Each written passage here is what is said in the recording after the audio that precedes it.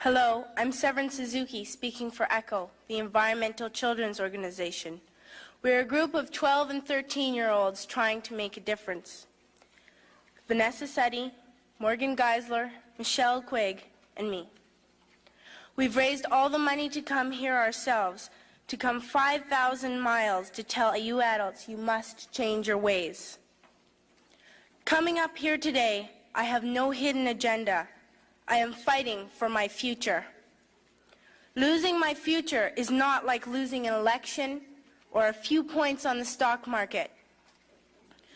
I am here to speak for all generations to come. I am here to speak on behalf of the starving children around the world whose cries go unheard. I am here to speak for the countless animals dying across this planet because they have nowhere left to go. I am afraid to go out in the sun now because of the holes in our ozone. I am afraid to breathe the air because I don't know what chemicals are in it. I used to go fishing in Vancouver, my home, with my dad, until just a few years ago we found the fish full of cancers. And now we hear of animals and plants going extinct every day, vanishing forever. In my life, I have dreamt of seeing the great herds of wild animals, jungles and rainforests full of birds and butterflies. But now I wonder if they will even exist for my children to see. Did you have to worry of these things when you were my age? All this is happening before our eyes, and yet we act as if we have all the time we want and all the solutions. I'm only a child, and I don't have all the solutions. But I want you to realize, neither do you. You don't know how to fix the holes in our ozone layer. You don't know how to bring the salmon back up a dead stream. You don't know how to bring back an animal now extinct. And you can't bring back the forest that once grew where there is now a desert. If you don't know how to fix it, please stop breaking it. Here, you may be delegates of your government, business people, organizers, reporters, or politicians, but really, your mothers and fathers, sisters and brothers, aunts and uncles, and all of you are someone's child. I'm only a child, yet I know we are all part of a family, 5 billion strong. In fact, 30 million species strong. And borders and governments will never change that. I'm only a child, yet I know we are all in this together and should act as one single world towards one single goal. In my anger, I am not blind, and in my fear, I am not afraid of telling the world how I feel. In my country, we make so much waste. We buy and throw away, buy and throw away, buy and throw away, and yet northern countries will not share with the needy. Even when we have more than enough, we are afraid to share. We are afraid to let go of some of our wealth.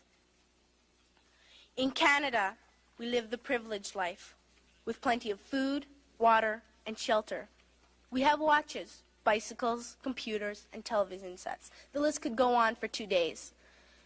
2 days ago, here in Brazil, we were shocked when we spent time with some children living on the streets. This is what one child told us. I wish I was rich. And if I were, I would give all the street children food, clothes, medicines, shelter, and love and affection. If a child on the streets who has nothing is willing to share, why are we who have everything still so greedy? I can't stop thinking that these are children my own age, that it makes a tremendous difference where you are born. That I could be one of those children living in the favelas of Rio. I could be a child starving in Somalia, or a victim of war in the Middle East, or a beggar in India.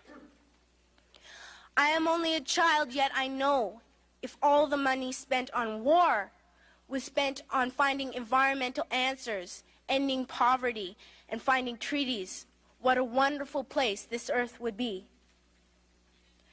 At school, even in kindergarten, you teach us how to behave in the world. You teach us not to fight with others, to work things out, to respect others, to clean up our mess, not to hurt other creatures, to share, not be greedy. Then why do you go out and do the things you tell us not to do? Do not forget why you are attending these conferences, who you're doing this for. We are your own children. You are deciding what kind of a world we are growing up in. Parents should be able to comfort their children by saying, everything's going to be all right. It's not the end of the world, and we're doing the best we can. But I don't think you can say that to us anymore. Are we even on your list of priorities? My dad always says, you are what you do, not what you say. Well, what you do makes me cry at night. You grown-ups say you love us, but I challenge you, please, make your actions reflect your words. Thank you.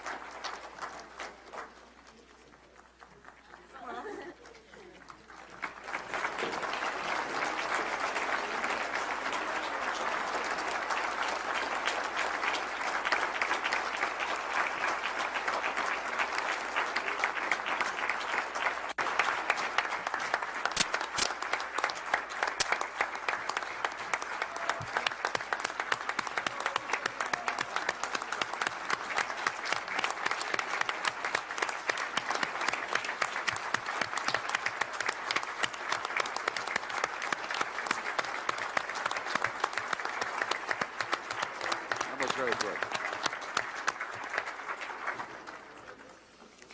I would like to thank you, the four of you, for your participation in this conference and for reminding us that we are responsible for the world and for the future generations, and also for reminding us that we are responsible not only for our words but also for our actions.